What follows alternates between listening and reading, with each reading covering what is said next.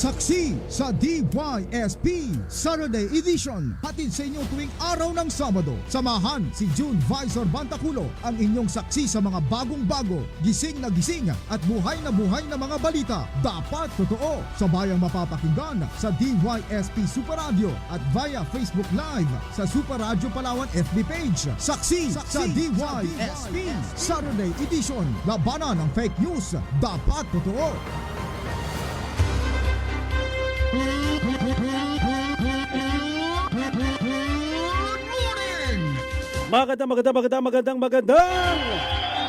Magandang umaga, Puerto Princesa. Magandang umaga, lalawigan ng Palawan. Ika-28 sa buwan ng Marso 2026, mga kapuso. Abay, napakabilis po ng araw. Ilang araw na lang, start na po ang Holy Week, Semana Santa, mga kapuso. Sigurado marami na sa mga kababayan natin naghahanda na para sa kanilang bakasyon. May mga nakalib na kaagad ng 3 araw. Simula yan, ano ba yung simula? Ayun pa, March 30, 31, nakalib na yan. At syempre, April 1, kagat na yan ng mga leave, mga kapuso, para dire-diretso yung talagang bakasyon. No? Shout out sa mga naka-leave ng ganyang kaaga, no? Talagang pinaghandaan. Talagang sulit na sulit. Pero maganda yan kung lalo na uuwi ka ng mga malalayo, uuwi ka sa ibang probinsya, o kaya babiyahe ka dyan sa may mga island municipalities natin, sa Cuyo, sa Coron, dyan o kaya babiyahe ka pa ng Busuanga, Dinapacan. Kailangan, pag isang araw ang biyahe, kailangan talaga mahaba-haba yung araw ng leave mo. Mamaya, no, makakausap natin ang Philippine Coast Guard sa kanilang mga paghahanda para po sa Semana Santa at summer vacation, mga kapuso. Pero bago yan, makakasama po natin sa bahaging technical at makakasama pa natin ang ating magiging kaagapay, mga kapuso, ating production assistant, Super Rene Olape. Maraming salamat, sir. Mga kapuso, magandang umaga po sa inyong lahat. Saksi Saturday Edition na. Ako ang inyong kapuso, June Visor Bantaculo. Para sa malaking misyon at mas malawak na paglilingkod sa bayan, narito ang mga balitang walang kinikilingan, walang pinoprotektahan. Serbisyong totoo lamang. Super Radio Puerto Princesa DYSB. Ito ang balita. Bantay Panahon. Ayon sa ulat ng Pag-asa, walang binabantayang bagyo o namumuong sama ng panahon sa loob at labas ng Philippine Area of Responsibility. Easterlies pa rin ang nakakaapekto sa buong bansa. Ang buong Visayas, Palawan kasama ang Calayan Islands at Occidental Mindoro ay makakaranas ng bahagyang maulap hanggang sa maulap na papawirin na may pulo-pulong mga pagulan, pagkulog at pagkidlat dahil sa easterlies. Ang Visayas, Palawan kasama ang Calayan Islands at Occidental Mindoro ay makakaranas ng mahina hanggang sa katamtaman na hangin mula silangan hanggang hilagang silangan na may mahina hanggang sa katamtaman na apag-alon sa karagatan. Bantay Panahon. Antay presyo naman tayo, mga kapuso. Supply ng krudo sa bansa tatagal hanggang June 30. Ayon po yan kay Pangulong Bongbong Marcos. Super Radio Bantay Presyo. Inihayag po ni Pangulong Ferdinand Marcos Jr. na sapat ang supply ng krudo sa bansa hanggang katapusan ng Hunyo 2026. Ipiniliwanag ng Pangulo na may pagkakaiba sa presyo ng pag-angkat ng krudo at finished fuel products. Mas mahal din naman ang refined fuel katulad ng diesel kapag iniangkat. Nauna nang idineklara ni Pangulong Marcos ang State of National Energy Emergency noong Marso 24 dahil sa patuloy na pagtaas ng presyo ng produktong petrolyo. Meron naman ang humigit kumulang 45 araw na supply ng fuel ang administrasyon noong Marso 20 at kumukuha pa ito ng karagdagang 1 milyong bariles ng langis bilang buffer stock.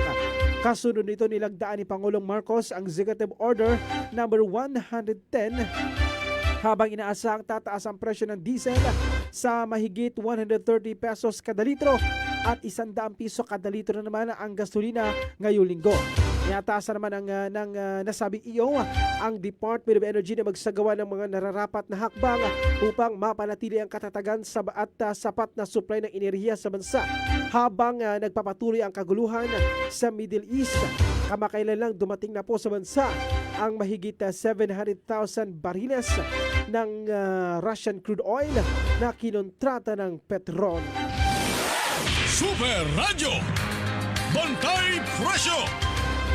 Presyo naman ng LPG posibleng sumipa sa 1,500 piso ang kada 11 kilogram na tangke sa buwan po ng Abril. Mari umabot o mari sumipa ng hanggang 1,500 pesos ang presyo ng liquefied petroleum gas sa Abril ayon sa LPG Marketers Association. Sa ulat ng GMA News 24 oras, nitong Webes, iniugnay ng grupo ang inaasang pagtaas ng presyo ng LPG sa pagmahal ng shipping cost, dulot ng limitadong pagdaan sa Strait of Hormuz, sanhi ng kaguluhan po sa gitnang silangan. Sa kasalukuyan, nasa 825 hanggang 1,135 ang presyo ng isang tangke ng LPG sa Maynila.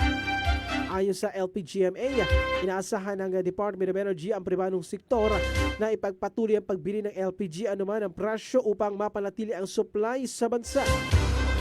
Una rito sinabi ng DOE na sa Senado na tatagal lamang humigit kumulang 25 araw ang supply o stock ng LPG sa bansa. Ngunit sa isang panayam sa Balitang Hali, sinabi ng grupo na na-update na ang inventaryo at maaari itong tumagal ng 35 hanggang 40 araw. Super Radio Bantay Presyo. Ay magandang umaga muna kay Sir Leo Cervantes Habaras. Good morning, sir. Good morning sa mga kasama natin dyan. Balitang magkakaroon ng matinding epekto sa bayarin sa kuryente dahil sa krisis sa langis, pinabulaanan ng Paleco. Pinasinungalingan ng Palawan Electric Cooperative ang lumabas na balita sa isang national na pahayagan na di mo na magkakaroon ng matinding epekto sa operasyon ng kooperatiba ang kasalukuyang krisis sa langis. Sa opisyal na pahayag na inilabas ng Paleco, nilinaw nito na walang kanoong statement o pahayag ang General Manager ng kooperatiba na si Engineer Riz Contrivida. Kaugnay nito, pinayuhan ng Paleco ang publiko na maging maingat at umasa lamang sa mga beripikado at opisyal na pahayag ng pamunuan ng kooperatiba. Binigyan din ng Paleco na mahigpit ng kanilang koordinasyon sa mga power suppliers at iba't ibang ahensya ng pamahalaan upang mabawasan ang epekto ng krisis sa mga consumers at matibay ang patuloy na pagbibigay ng maasahang serbisyo ng kuryente.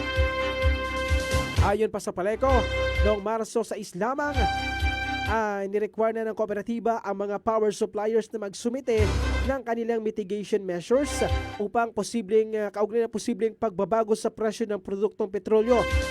Siniguro rin ng kooperatiba na tatalima at ipatutupad nito ang mga direktiba, advisories at issuances mula sa mga kinaukulang ahensya ng pamahalaan, partikular sa mga hakbang para sa proteksyon ng consumers ng Paleco.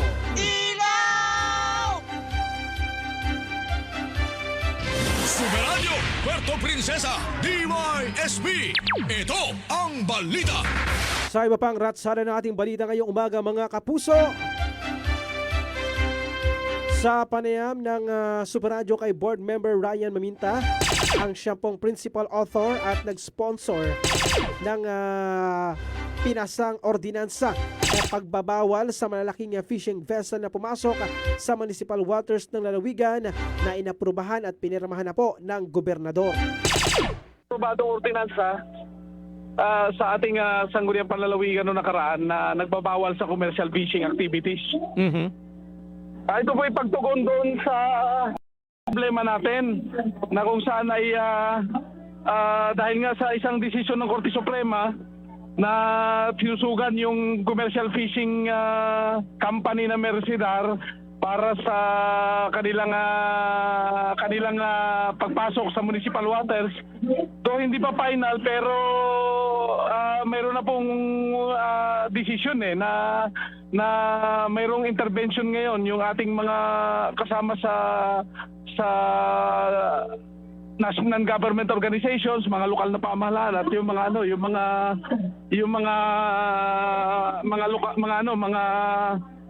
ahensya ng pamahalaan katulad ng BIFAR, pero hindi pa kasi final yung decision.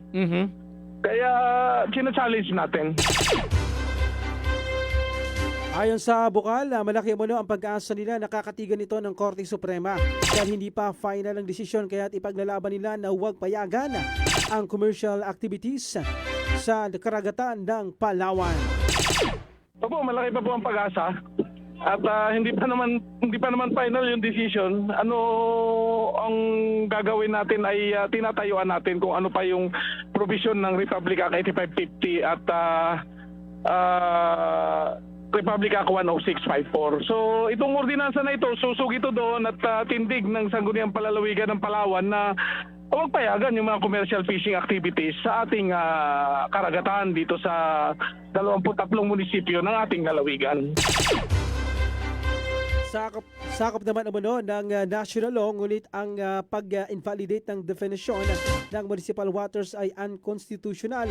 Ay in-evoke ng mga international fishing companies kaya't nagkakagulo at habang wala pang pinalisisyon ay titindig umano sila. Sakla po ito ng national law pero kasi yung pag-invalidate nung definition ng municipal waters na unconstitutional ay kumbaga ini-invoke naman ng mga commercial fishing companies. So nagkakagulo doon. Ay tayo naman habang hindi pa final yun, tumitindig tayo.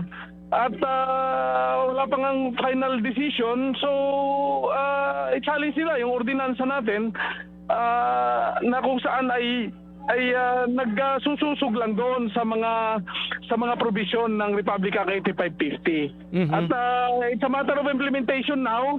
At ang gusto lang nating sabihin, aprobado na po ito ng Sangguniang Palalawigan at hinihintay na lang ang pirma ng ating gobernador. Actually, naapirmahan na yan ni Gov, may na-update si board member Maminta, pero nung nagkaroon po ng press conference, ang gobernador kasama po ang sina board member Juan Antonio Alvarez at si board member Rafael Ortega, nakasama rin pong author nitong panukalang ito ay kaagad po itong pinirmahan ni Governor Amy Roa Alvarez. Sabi nga niya talamak nga ang talaga ang illegal fishing activities dyan sa Calamianes Island, lalo na yung mga ginagawang mga cyanide fishing. No, kaya talagang mahalaga yung mga ganitong klase ng ordinansa bilang pagprotekta. Sabi mahalaga ang pangisda bilang pinagkukunan ng hanapbuhay. Pero mas mahalaga na gawin itong sustainable, mga kapuso. Marami naman ng mga mangingisda sa lalawigan ang nagrereklamo dahil pinapakitaan sila ng papel mula sa Mercedar. Kaya sa tingin nila ay hindi ito pwedeng gamitin. Kaya yun sana makarating sa kanila at sa BIFAR na magkaroon ng IEC na ang ordinansa ay nakatutok dito sa pagpamintain ng kapangyarihan ng mga munisipyo sa municipal waters. Ang mga ilang municipalities po sa north at dito rin sa south nagrereklamo sila na pinapakitaan sila ng mga papel mula sa Mercedar. Sa tingin namin hindi pa pwedeng gamitin yon at sana makarating sa BIFAR at makarating sa kanila para magkaroon tayo ng massive IEC na yung ordinansang ito ay nakatutok ngayon dito sa pag-mimintina, pagsusustina ng kapangyarihan ng mga munisipyo sa municipal waters. Super Radio Puerto Princesa DYSP. Ito ang balita. Saksi sa DYSP Saturday Edition, hatid sa inyo tuwing araw ng Sabado. Mga kapuso, ang inyo pong narinig ay ang magkakasunod po na pahayag ni board member Ryan Mamintaang ng ikalawang distrito ng Lalawigan. Saksi sa DYSP. Si Board Member Ryan Maminta po ang principal author at nag-sponsor nitong panukalang ito, kung saan naka-author niya po dyan sina Board Member Juan Antonio Alvarez, si Board Member Rafael Ortega Jr. at si Board Member Ariston Arzaga, at kasama rin si Board Member Maria Angela Sabando, mga kapuso.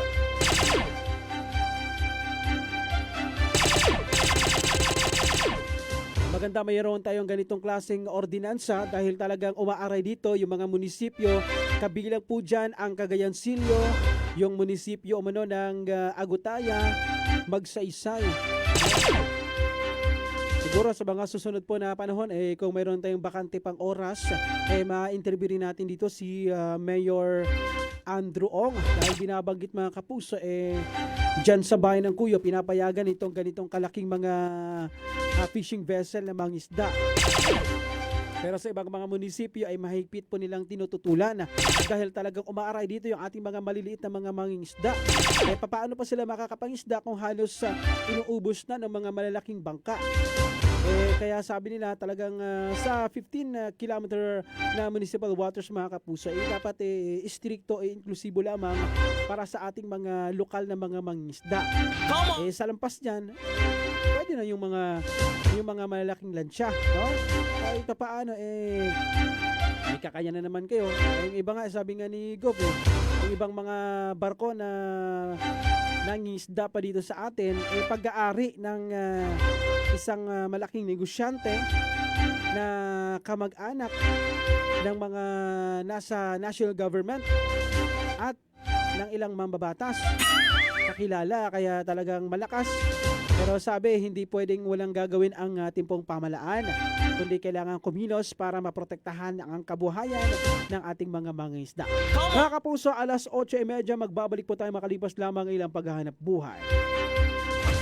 Saksi sa DYSP Saturday Edition. Hatid sa inyo tuwing araw ng Sabado. Samahan si June Visor Bantaculo, ang inyong saksi sa mga bagong-bago, gising na buhay na mga balita. Dapat totoo. Sabayang mapapakinggan sa DYSP Super Radio at via Facebook Live sa Super Radio Palawan FB page. Saksi sa DYSP Saturday Edition. Labanan ng fake news. Dapat totoo. Ito ang serbisyong totoo. GMA Super Radio. DYSP Super Radio. Saksi sa DYSP Saturday Edition. Hatid sa inyo tuwing araw ng Sabado. Samahan si June Visor Bantaculo, ang inyong saksi sa mga bagong-bago, gising na buhay na mga balita. Dapat totoo. Sabayang mapapakinggan sa DYSP Super Radio at via Facebook Live sa Super Radio Palawan FB page. Saksi sa DYSP Saturday Edition. Labanan ng fake news. Dapat totoo. Mga kapuso, alas 8:38 na po ng umaga. Balik po tayo sa ating palatuntunan para sa mga balita po natin ngayong umaga. Nakikipag-ugnayan na po tayo sa Coast Guard Station, Coast Guard District Palawan, mga kapuso. Nakapag-set na tayo ng interview kay Lieutenant Junior Grade Angelique Hardin Tagadan.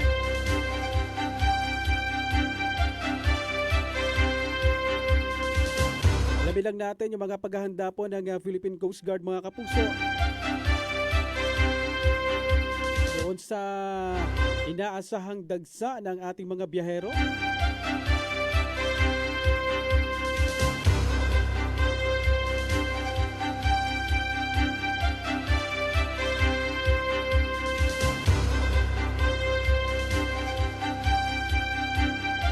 Saksi sa DYSP. Saksi sa DYSP Saturday Edition. Ayan, na-chat na natin si Ma'am Angelique. Ito ay binigay sa ating number, kaya lang out of coverage ngayon, mga kapuso. No? Siguro pasadahan mo na lang muna natin yung iba nating balita ang Super Rene para hindi tayo mabakante. Naman na set na natin yung oras. Super Radio Puerto Princesa DYSP. Ito ang balita.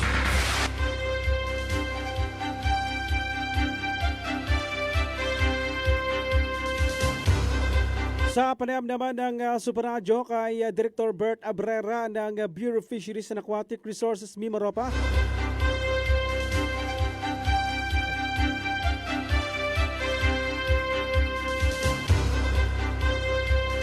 Ay okay, may na natin 'to mga kapuso, no? Try natin muna. Sakaling pwede na si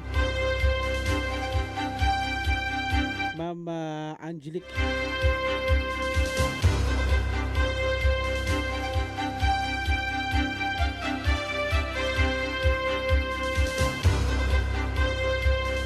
Sayang, ano? Wala talaga.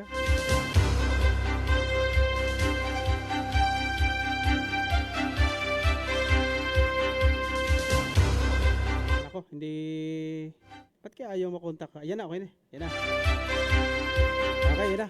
Nandiyan na rin si Ma'am Angelique. Okay mga kapuso, tuloy-tuloy po tayo sa ating programa ngayong umaga. Nasa kabilang linya na po natin si Lieutenant Junior Grade Angelique Tagadtad ng Coast Guard District Palawan. Magandang umaga, ma'am. Live po tayo sa GMA Super Radio Palawan. Si June Bantaculo po ito. Sir June, magandang umaga. Yes, magandang umaga po sa Coast Guard District Palawan. Una-una po, kamusta ang mga paghahanda ng ating pong mga kawani ng Coast Guard District Palawan, lalo pa sa inaasahan pong pagdagsa ng mga pasahero ngayong darating po na Semana Santa, Lieutenant Junior Grade Tagadtad, ma'am. Yes, Sir June. Handang-handa na po ang Coast Guard District Palawan ngayong darating na Semana Santa. And since we are expecting po heavy influx ng passengers starting today, March 28 until April 5, 2026, all units po ng Coast Guard District Palawan, stations, substations will be placed po on heightened alert. And naka-standby na po ang ating mga land, water, and air assets and ready for deployment po once kailanganin. And in coordination po with the PPA and LGUs, mag-establish na po tayo ng DOTR Malasakit Help Desk sa ating mga pantalan. Maaari po ditong lumapit ang ating mga passengers if they need help po with anything. Also, we deployed additional K9 working dogs po to help with the baggage inspections para po maiwasan din yung pagdadala or pagsasakay ng mga pinagbabawal na items na tulad ng mga explosive or flammable materials po. Also, naglagay din po tayo ng medical teams and we will activate our deployable response groups po to aid our passengers para sa kanilang maayos and smooth na biyahe. And also to immediately respond to emergency situations. And dahil po ina-expect din natin na dadagsa ang ating mga kababayan sa ating mga coastal beaches, nag-deploy din po tayo ng ating mga rescue swimmers. We will also intensify our coastal and seaborne patrols. And most important din po is our intensified pre-departure inspection po to ensure that all vessels are seaworthy before they sail po. Okay, pag sinabi pong seaworthy, Lieutenant Junior Grade Angelique, ma'am, ano po yung mga tinitingnan natin dyan? Sinasagawa po natin mahigpit na pre-departure inspection, ma'am. Of course, sir, titignan po natin dyan kung overloading o hindi. And once po overloading, hindi po natin yan hahayaan na makapaglayag, sir. Ayun, magiging mahigpit po tayo dyan dahil mahirap na kapag lalo na ngayon medyo mataas po yung presyo ng petrolyo, langis natin, ng fuel ay talagang baka iba samantalahin na mas maraming mga pasahero para makabawi. Isa ito sa mga talagang pinakababantayan ng ating pong Coast Guard, Ma'am Angelique. Yes, sir. Yes, sir. Ayun, opo. Sapat pa ba yung ating mga kasama, ang ating mga tauhan ng Coast Guard Palawan sa ganito karami na mga ginagawa natin, mga pagbabantay, Ma'am Angelique? Yes, sir. Sapat po tayo, sir. We are on full alert, sir. Ngayon po, meron po tayong more or less 80 na naka-standby na DRG teams po and more or less 600 personnel po ng Coast Guard District Palawan. Ayan, okay. Maraming salamat, Ma'am Angelique. Ang inyo na lang pong paalala at mensahe sa ngalan po ng Coast Guard District Palawan. Yes, sir. Sa ating mga kababayan po na babiyahe ngayong Semana Santa, Pinapaalalahanan po namin kayo na planuhin po ng maaga ang inyong mga biyahe, dumating sa pantalan sa tamang oras, siguraduhin po na kumpleto ang ating mga dokumento, makinig at sumunod po tayo sa mga safety protocols at paalala ng mga Coast Guard personnel at crew, at huwag po tayo magdala ng mga ipinagbabawal na items tulad ng mga patalim na maaaring magdulot ng pinsala sa kapwa natin pasahero. And asahan po ninyo na ang Coast Guard District Palawan sa pangunguna ni Rear Admiral Weniel A. Azcuna, Philippine Coast Guard ay handa pong umalalay at tumugon po anumang oras. Maraming salamat po. Ayun. Super Radio, Bantay, Biyahe. Mga kapuso, ayan po si Coast Guard Lieutenant Junior Grade Angelic Tagatagal ang tagapagsalita po ng Coast Guard sa District Palawan.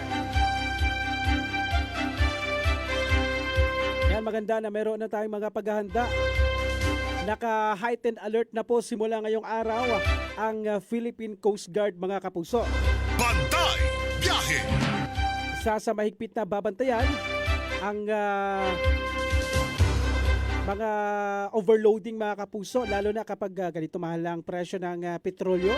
Expect natin na medyo talagang babawiin ng ating mga kapitan o mga operator ng barko o bangka na marami-rami yung kanilang maisakay.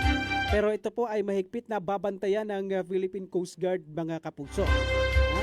Nasa mahigit 600 mga personnel ang ikipapakalat. Ngayong simula na po ang heightened alert.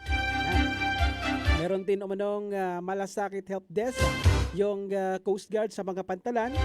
Kapag kayo po may nakita kayong malasakit help desk, pwede po kayong lumapit agad, mga kapuso, kung may mga halimbawa, meron kayong mga katanungan o kaya meron po kayong nakaranas ng hindi magandang sa pakiramdam, po pwede nyo agad lapitan yung ating pong Coast Guard na nakabantay po sa mga area po na yan, mga kapuso.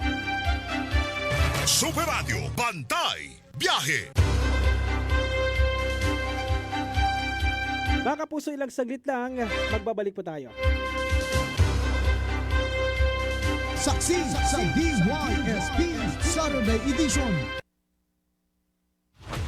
Saksi sa DYSP Saturday Edition. Hatid sa inyo tuwing araw ng Sabado. Samahan si June Visor Bantaculo, ang inyong saksi sa mga bagong-bago, gising na buhay na mga balita. Dapat totoo. Sabayang mapapakinggan sa DYSP Super Radio at via Facebook Live sa Super Radio Palawan FB page. Saksi sa DYSP Saturday Edition. Labanan ng fake news. Dapat totoo. Tuloy-tuloy ang paghahatid ng serbisyong totoo ng inyong mga kapuso sa DYSP Super Radio Palawan. Pagbabalita Saksi sa DYSP. Alright, mga kapuso, balik po tayo.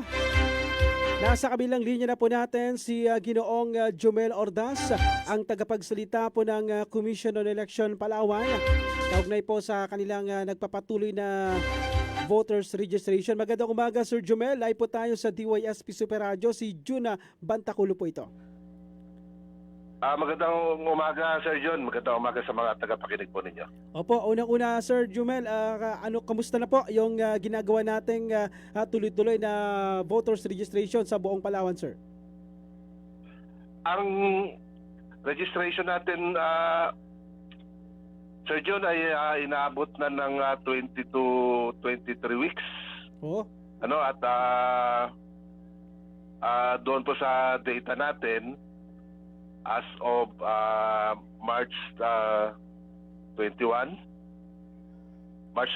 mayroon na po tayong 39,653 na-receive po na application for registration. Opo, nasa ilan dyan, Sir, yung mga bago nating mga butante? Mga bago po nating butante, nasa 20,000 po yun. Mga 10,000 po yung SK doon, yung 15 to 17. Ayun, opo. Sa kayo, Sir, may mga tuloy-tuloy rin po yung ating mga sinasagawa, mga satellite registration para mas mapataas po yung bilang ng mga nagpaparehistro, Sir Jomel? Opo, tuloy-tuloy pa rin na, Sir John.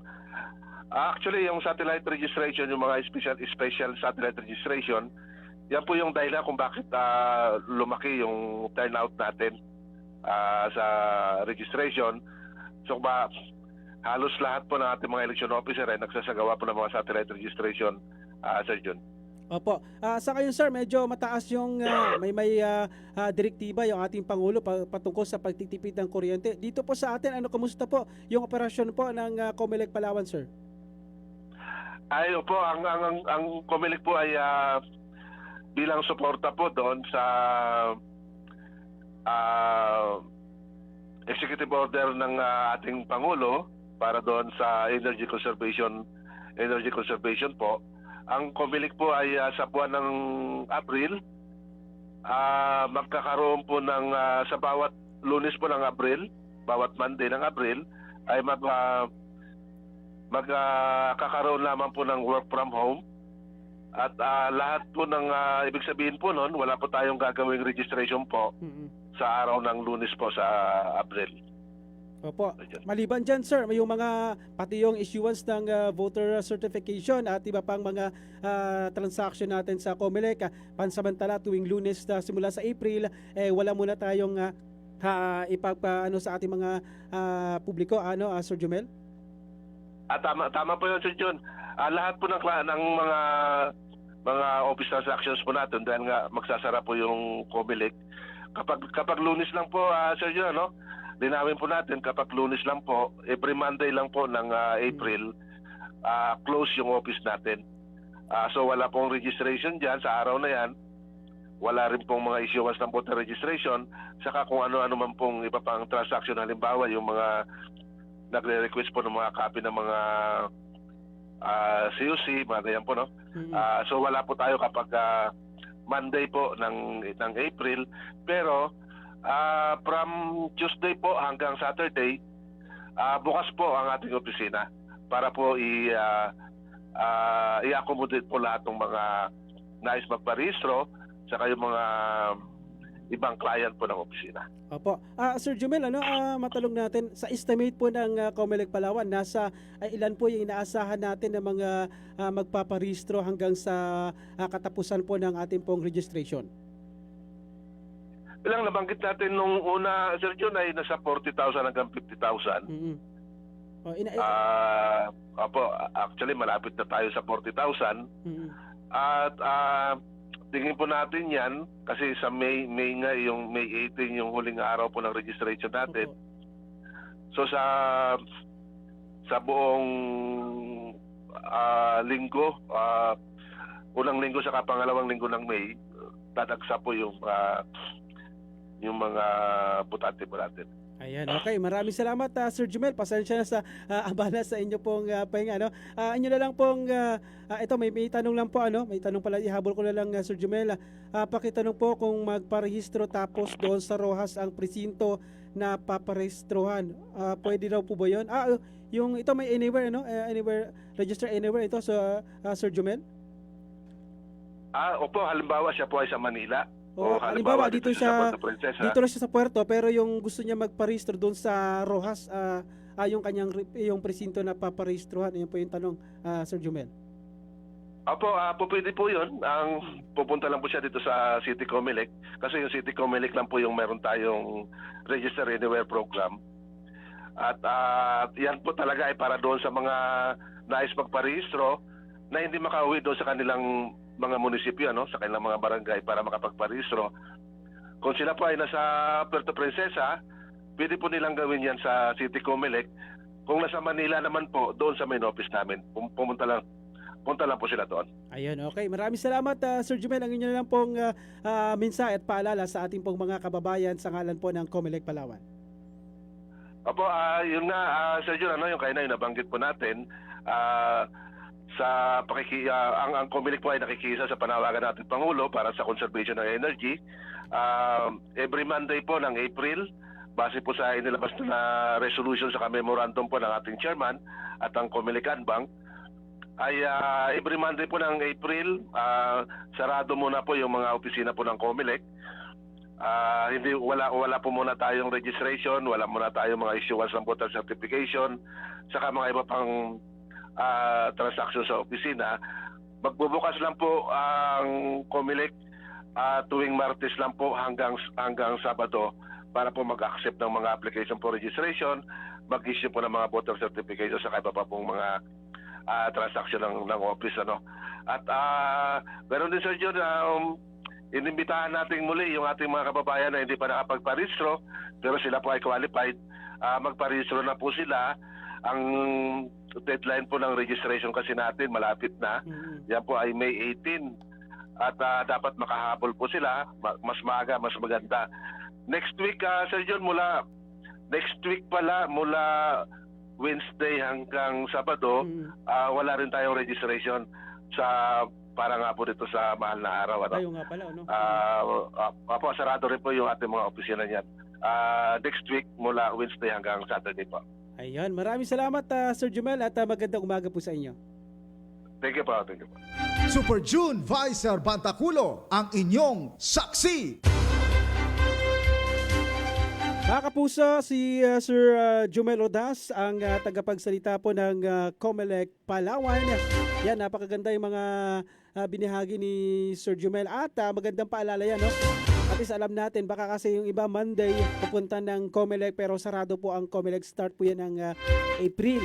Pero syempre April, ibig sabihin pwede pa pala sa Lunes sa March 30 mga kapuso. Yan yung mga nakalib na sa trabaho at bago mag-asikaso ng kanilang bakasyon, pwede magparehistro muna. No? Samantalahin po ninyong pagkakataon. Mahirap kasi yung mga kababayan natin, saka magpaparehistro, saka magpapatala kapag oras na ng malapit na yung deadline.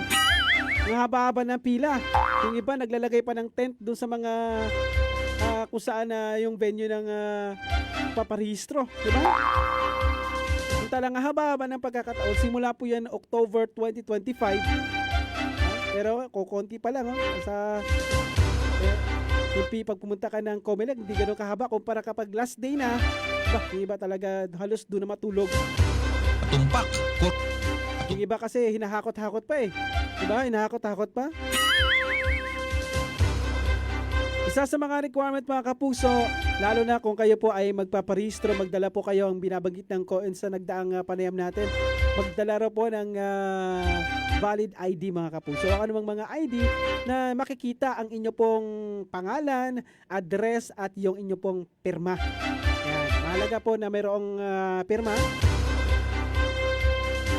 Kung meron po kayong PSA, di ba wala yung pirma, yung sa PSA, merong QR code naman yan. Pwede pa rin yan mga kapuso. At syempre, pwede rin po dalhin yung iba kasi natatakot sila baka hindi pwede yung PhilHealth ID. Pero nilino po ng COMELEC na po pwede po yan gamitin.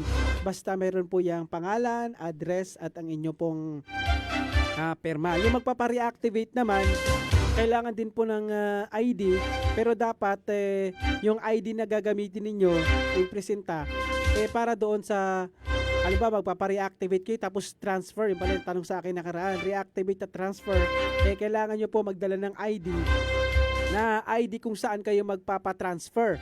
Halimbawa, yung ID nyo ngayon, pang munisipyo pa, tapos gusto nyo tapos di na kayo nakapag-boto ng mga ilang taon, at gusto nyo magpa-reactivate, kailangan yung ID po ninyo gagamitin kung saang lugar po kayo magpaparehistro. Halimbawa, sa Barangay San Manuel, Puerto Princesa, dapat yun po yung nakalagay sa inyong ID para talagang mailipat kayo mga kapuso.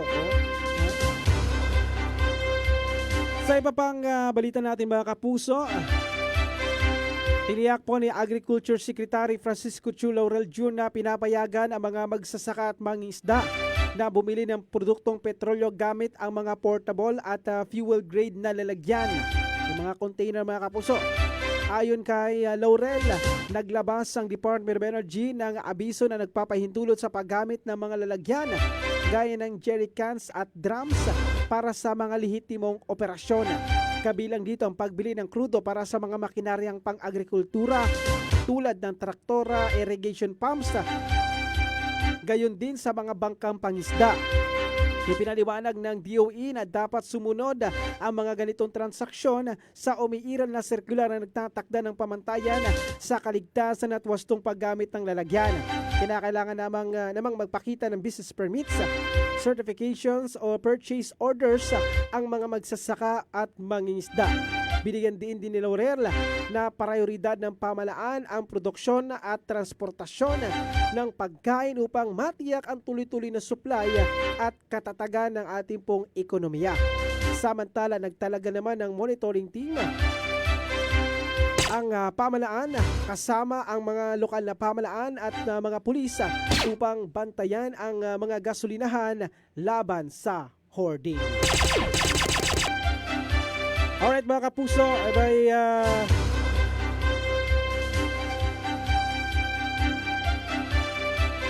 mayroon pong bagong diskubre ng Camago 3 gas well dito po sa Palawan, no? Alamin natin na kay Board Member Winston Arzaga yung mga marapat pang maging hakbang ng ating pong pamalaan, lalo na ng Palawan, para magkaroon na tayo, baka ito na yung sagot sa matagal na nating hinaing, no, na mataas sa presyo ng fuel dito po sa probinsya ng Palawan. Nasa kabilang linya, magandang umaga po, Board Member Winston Arzaga, sir. Live po tayo sa GMA Super Radio Palawan. Si June Bantaculo po ito. Hello John, good morning. Good morning. Meron natin plano sa Tananga para mati. Yes, maraming salamat po Board Member Winston, sir, sa pagtanggap po ng aming tawag. Una-una po, mayroon pong magandang balita ito, no, na nalaman natin na mayroong panibago na namang nadiskubre na deposito ng langis dito po sa malapit sa Palawan, at maraming mga kababayan natin na umaasa na baka ito na yung magiging sagot sa ganitong klase kapag may mga krisis na may gulo na naman sa Middle East. Tayo kahit papaano mas bumaba naman yung presyo natin dito sa lalo na sa kuryente at sa iba pang makakatulong dito sa Palawan.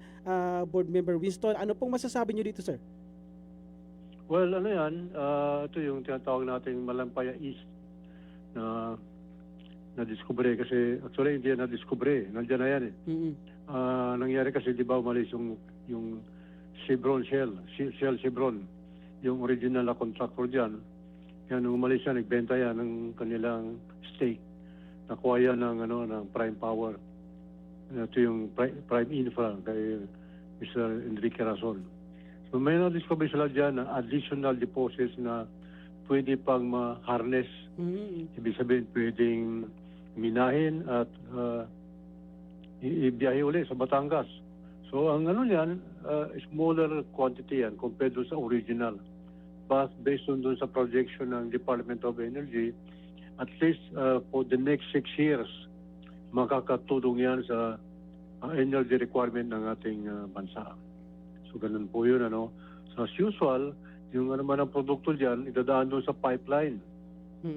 Malaking tubo, dire-diretso yan doon sa Batangas, sa mga refinery. Then yung condensate na yan, yung natural gas na yan ipapasok doon sa sa mga planta na nagbibigay ng kuryente sa Luzon. So yan, pandagdag yan sa ating energy requirement. So kung tatanungin mo kung ano yung direct benefits ng ating lalawigan, very remote yan kung ang pag-usapan paano may pababa yung presyo ng kuryente.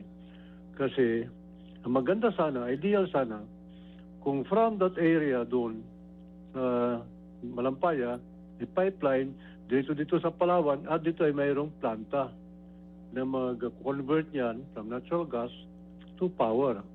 Wala tayong ganung planta. Kaya dito yan sa Batangas. So ang ang beneficial yan ay yung buong bansa. Kasi dadagdag yung ating fuel reserve, mas marami. But ito naman, dahil panibagong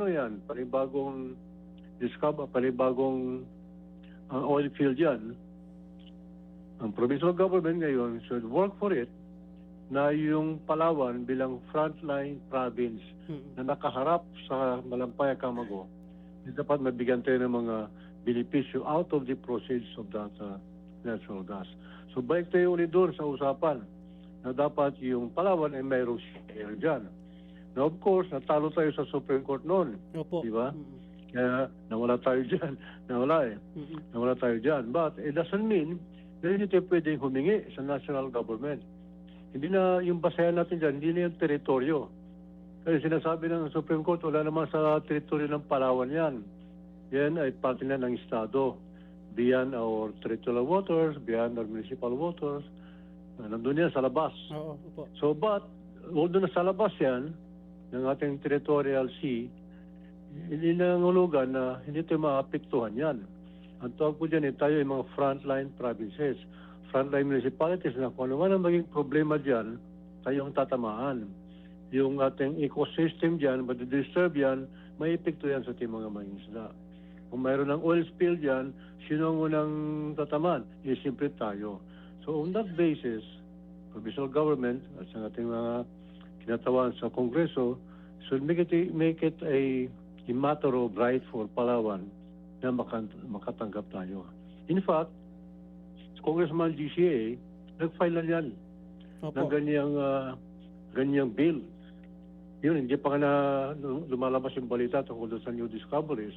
Mayroon ng file na bill si Congressman Alvarez na yung mga probinsya, bayan na tatamaan ng mga whatever development na mga kasira sa ecosystem ay daw mayroong karampatang compensation for whatever future damage na ma-incur natin. So sa note na yan, dyan po tayo pwedeng makinabang sa bagong natuklasan o nakita, na rediscover na source of natural gas dito po sa Manampaya. Oo, talagang napakayaman ng Palawan. May mga ganito pang mga dagdag na mga deposito ng langis at talagang ang ating mga kababayan sa tingin natin talagang umaasa na pagdating ng panahon talagang makakapagbenepisyo tayo dito, Board Member Winston, at talagang malaking tulong ito lalo na sa usapin ng kuryente natin na Board Winston, sir. Yes, definitely. Yan ang natin po natin. So nasa leadership po yan. Sa Kongreso, sa Kapitolyo, tulong-tulong po tayong lahat dyan na makakuha na tayo ng direct benefits naman sa batas, direct benefits.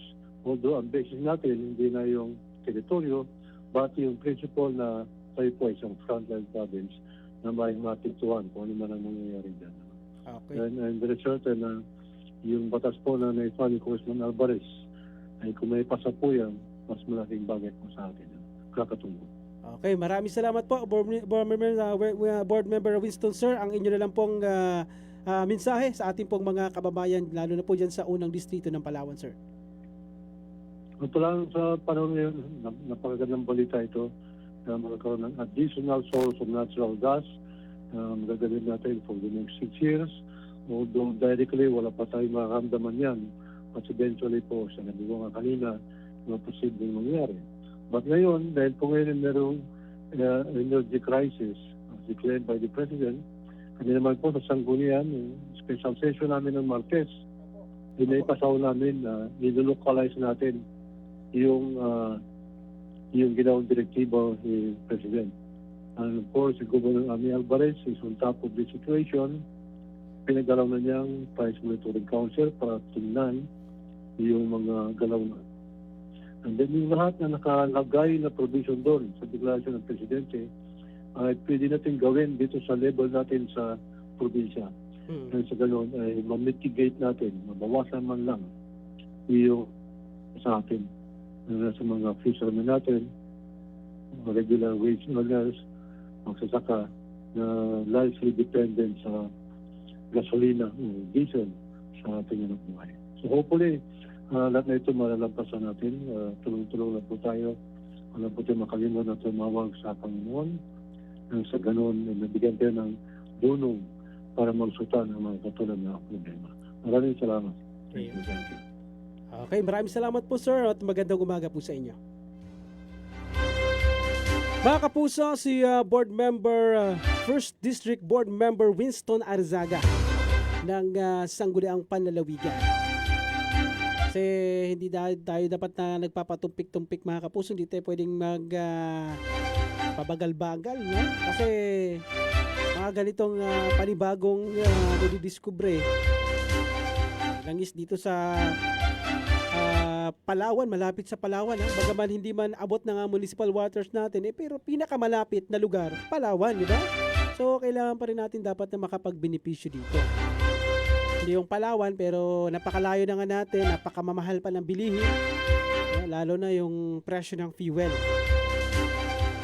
Pinuri nga ni Senate Committee on Energy Chairperson, Senadora Pia Cayetano, matagumpay na drilling ng ng Camago 3 gas well na anya isang mahalagang hakbang para sa pagpapalakas ng energy security at lokal na produksyon ng enerhiya sa bansa.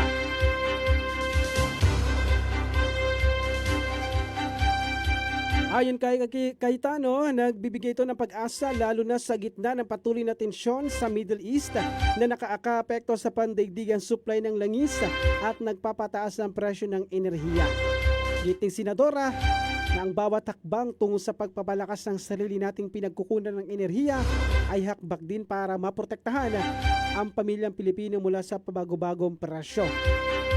Ang Camago 3 development ay bungaan niya ng mga patakarang itinakda ng Philippine Natural Gas Industry Development Act.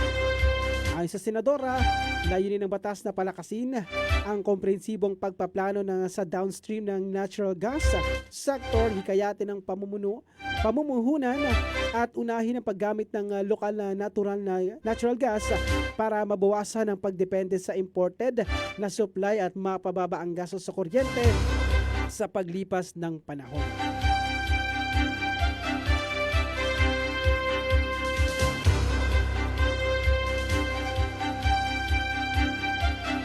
Sa ilang pa nating balita ngayong umaga mga kapuso,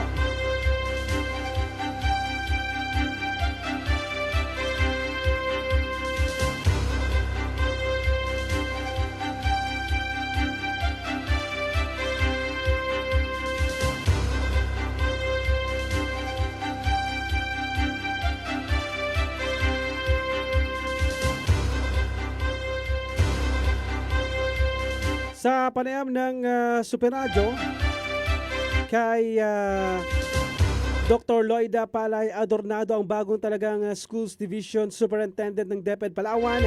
Anya sa kanyang unang araw ay natutuwa siya sa mainit na pagtanggap, pero kinailangan nilang pumunta ng Kaminilaan upang agad na saksihan ang pagpapalit ng pamumuno ng bagong Regional Director ng DepEd sa Mimaropa. Pero naging nagari muna ang biyahe noong unang araw niya sa DepEd Palawan.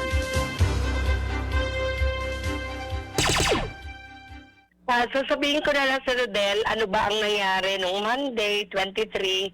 It so happened, maganda ang welcome program and ceremony namin. Kaya lang, nabigla kami na may memo agad nung Monday na kailangan namin pumunta ng Manila nung Martes para naman sa pag-turnover, ma-witness namin ng turnover ng paalis sa Regional Director RD Nick Capulong. Papunta na siya ng Car Region. At yung bagong installed ay yung Regional Director na from Pampanga din, si Sir Ronnie Mangari. So na-witness po namin yun, balikan lang kami ng araw na yun ng Martes at kasama po namin umuwi dito ang Regional Director na bago. Nagari talaga kami kasi nung Monday, welcome ng morning, in the afternoon, nagkaroon ng local school board meeting at nagpasabi po sa secretary ng LSB secretary si Governor Ami na may appointment po siya, medyo malilate konti. So ang inyong lingkod na po kaagad-agad ang presiding officer. So marami pong napalakay that day nung Lunes. Martes, biyahe kami ng Manila. Pag-uwi namin ng alas 8 ng gabi, kasama naman namin yung bagong director, regional director. Madaling araw muna ng Miyerkules ay pumunta naman sila ng Brooks Point dahil sa isang job fair kung saan kasama ang kanilang sangaya, ang DOLE at iba pang partner agencies sa naturang aktibidad. Madaling araw, the following day ng Wednesday, pumunta na ugad kami ng Brooks Point, Palawan. Kasi isa-isa po na nag-implement ng serbisyo fair or jobs fair, yung atin pong katuwang ang DOLE, other partner agencies, ang PSA. kung saan almost mga 10 po na mga schools na merong senior high school learners ang nag-register, nag-apply on-site ng mga kaya po nila at akma sa kanilang skills na mga trabaho. So, yun po ay naging matagumpay kasi more or less nasa 500 plus ang atin pong mga ALS learners. ALS learners kasama na po ang mga senior high school, nag-graduate po on Monday or Tuesday. So, yung iba, alam naman natin, Sir Rodel, hindi naman lahat magpupurso ng college. So, timely po, opportunity po sa kanila na kung akma naman ang kanilang mga skills, pwede po silang magkaroon ng trabaho agad mula po sa mga partner agencies. Nagkaroon din naman ng appointment sina Dr. Loida kasama ang bagong Regional Director ng DepEd Mimaropa at pinakilala kay Governor Amy Alvarez. Sinundan ng pagpupulong patungkol naman sa energy crisis ng Palawan at kinabukasan Laying all the cards sa akin pong mga bagong makakatrabaho sa DepEd Palawan. mensahe naman ni Regional Director Ronnie Malyari ang bagong Regional Director ng DepEd Mimaropa na maging positibo sa trabaho at gampanan nito ng maayos na nakaayon sa pulisiya ng kanilang kagawaran ng edukasyon. Simple lang po yung kanyang hashtag is positive persistence. Lahat ng gawain po natin, dapat positibo pa tayo. Kung ano man ang gusto nating trabahuin, gampanan, gampanan lang natin ng maayos at naayos syempre kung ano ang nasa polisiya ng atin pong kagawaran. Which yun naman po talaga ang pinapractice ng inyong lingkod kahit nung nasa PPC pa, kahit ASDS pa ako. PPC at saka sa Occidental Mindoro. Saksi sa DYSP. Mga kapuso, ang tinig po ni Dr. Loida Palay Adornado, ang ating pong Schools Division Superintendent ng DepEd Palawan. Sa iba pang balita, sa panayam ng Super Radio kay Director Bert Abrera ng BIFAR Mimaropa, anya sa batas kung ang isang munisipyo ay may ordinansa, ang 10.1 hanggang 15 kilometers ay pinapayagang pumasok ang commercial fishing boat ay walang magiging problema dahil dumaan naman ito sa proseso. Sa batas po natin, kung ang isang munisipyo ay may ordinansa na yung 10.1 kilometers hanggang 15 ay pinapayagan nilang pumasok yung isang commercial fishing boat, okay lang po yan. Dahil po yan ay dumaan naman sa proseso, may consultation sa PAMC, inaprubahan ng ating sangguniang bayan, at ang ordinansang yan ay kinungkar pa rin, nireview ng sangguniang panlalawigan, mga board members natin. Dahil sa may panibagong ordinansa, and it's a legal issue, matter of law.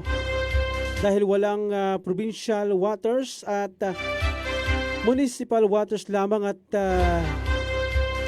higit pa sa 15 kilometers ay national waters at maganda mo na ang ginagawang hakbang ng sanggunian para maging isa ang lahat ng munisipyo pagdating sa naturang usapin. Ang tandang-tanda kong munisipyo na pumapayag yung 10.1 nila hanggang 15 ay ang munisipyo ng Araceli. Opo. Okay. Tanda ko yan. Pero may iba pang munisipyo, wala lang po sa takuan ko ngayon, pero pwede natin i-provide letter. Okay, ito pala yung binanggit ni sa kanyang pagkakaalam na ang munisipyong pinapayagan ay pinapayagan na hanggang 10.1 hanggang 15 kilometers ay ang Araceli, pero ang iba pa umunong munisipyo kung walang ordinansa ay kailangan ipatupad ang batas na mula 15 kilometers ay bawal ang commercial fishing vessel.